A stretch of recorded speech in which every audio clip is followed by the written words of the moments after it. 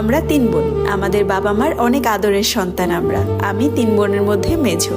আমাদের 3 বোনের জন্য কোনো কিছুতে কোনো কমতি না হয় আমাদের খুশির জন্য আমাদের বাবা প্রবাসে পাড়ি জমান। আজ থেকে 7 বছর আগে আমার বাবা বিদেশে চলে যান, কারণ আমরা ছিলাম মধ্যবিত্ত ফ্যামিলির। আমাদের যেন 3 বোনের কোনো রকম কোনো কষ্ট না হয়, তাই তো তার এই সিদ্ধান্ত। আমাদের বাবা প্রবাসে যাওয়ার 2 বছর পর আমার বড় বোনের বিয়ে হয়ে যায়। তারপর আমার বড় আপুর ভালোভাবে সংসার কাটতে থাকে। আমার বড় আপুর জামাইয়ের 2 ভাই ছিল, মানে আমার দুলা ভাই আর তার একটা ছোট ভাই ছিল। বড় ভাইয়ের সাথে আমার আপুর বিয়ে হয়, আর তার ছোট ভাই সৌদি প্রবাসী। একদিন আমার আপুকে তার দেবর বলে যে, ভাবি আপনার মেজো বোনকে তো কখনো দেখা হয়নি, ওর কথা তো সবসময় বলেন, ওর একটা ছবি পাঠান তো আমার কাছে। তখন আমার বোন আমার একটা ছবি পাঠায় ওনার কাছে। আর আপুর দেবর আমাকে এক দেখাতেই ভালোবেসে ফেলে, মানে তার কাছে নাকি আমাকে অনেক ভালো লেগেছে। আমার আপুকে বলে, ভাবি আপনার বোনের শুধুমাত্র আমার সাথেই বিয়ে হবে, ওকে আর কোথাও বিয়ে দিবেন না, ওকে আমিই বিয়ে করব।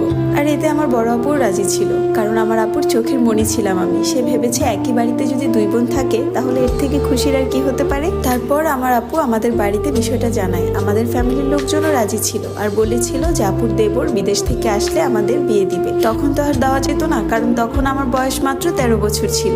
কিন্তু এর মধ্যে আমি কিছুই জানতাম না। আপুর বাসায় আমার প্রায় সময় যাওয়া আসা হতো, কারণ আপুর একটা ছেলে বাবু হয়েছিল এর মধ্যে, আর ওই বাবুটাকে আমি অনেক আদর করি। তাই আপুকে এবং আপুর বাবুকে দেখার জন্য প্রায় সময় তাদের বাড়িতে চলে যেতাম। এরকম একদিন আমার আম্মু আর আমি মিলে আমার আপুর বাড়িতে যাই, কিন্তু আমার আপু তার শাশুড়িকে নিয়ে হাসপাতালে যাওয়ার কথা। আমার কাছে বাবুকে রেখে আর মোবাইলটা রেখে সে তার শাশুড়িকে নিয়ে হাসপাতালে যায়। মোবাইল রেখে যাওয়ার কারণ আপুর বাবুটা খাবার খাওয়ার সময় মোবাইল না দেখলে খাবার খেতে পারে না। যখন আমি ওকে মোবাইল দেখিয়ে খাওয়াচ্ছিলাম, ওই সময় আপুর দেবর একটা ফোন দেয়, ভিডিও কল। ফোনটা রিসিভ করে বাবুর সামনে দিলাম। সে বাবুর সাথে কথা বলতে বলতে সাইড থেকে বলল যে, আপনি কি ভাবির মেজো বোন? তখন আমি বললাম যে জি। তখন সে আমাকে বলে, আপনি জানেন আপনার সাথে কথা বলার জন্য আমি কত অপেক্ষায় ছিলাম, কতবারই না ভাবির কাছে বলেছি আপনার নাম্বারটা যেন দেয়। তারপর আমাকে বললো, আপনি তো আজকে বাসায় চলে যাবেন তাই না? আমি বললাম যে জি। সে বলল, আচ্ছা বাসায় যেয়ে আমাকে একটা কল দিবেন, আপনার সাথে অনেক কথা আছে, আর আপনার নামে একটা বিচারও আছে। তখন আমি একটু অবাক হলাম, আমার নামে বিচার? আমার নামে আবার কে বিচার দিবে? তারপর সে ফোনটা কেটে দেয়। বেশিক্ষণ আর কথা হয়নি, কারণ সেও ভয়ে ছিল, না জানি আপু আর আম্মু মিলে তাকে বকা দেয়।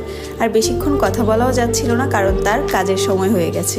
বাড়িতে এসে আমার খুব আনচান লাগছিল, আমার নামে কে বিচার দিল তাকে? তাই তো তাকে একটা ফোন দেওয়ার চিন্তা করছিলাম।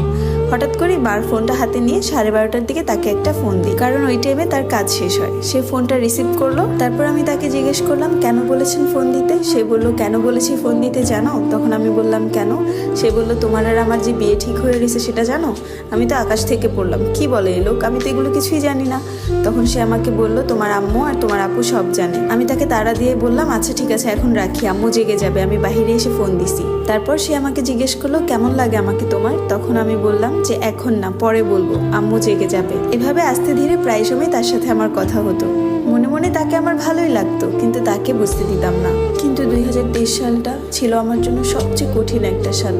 এই বছরটা আমি অনেক কিছু সহ্য করেছি। 2023 সাল 26শে অক্টোবর স্কুল থেকে বাসায় এসে দেখি একটা ছেলে আর তার মা আমার বাসায় বসে আছে। কেন আমার বাসায় এসেছে তার কিছুই আমি জানতাম না। হঠাৎ করে দেখি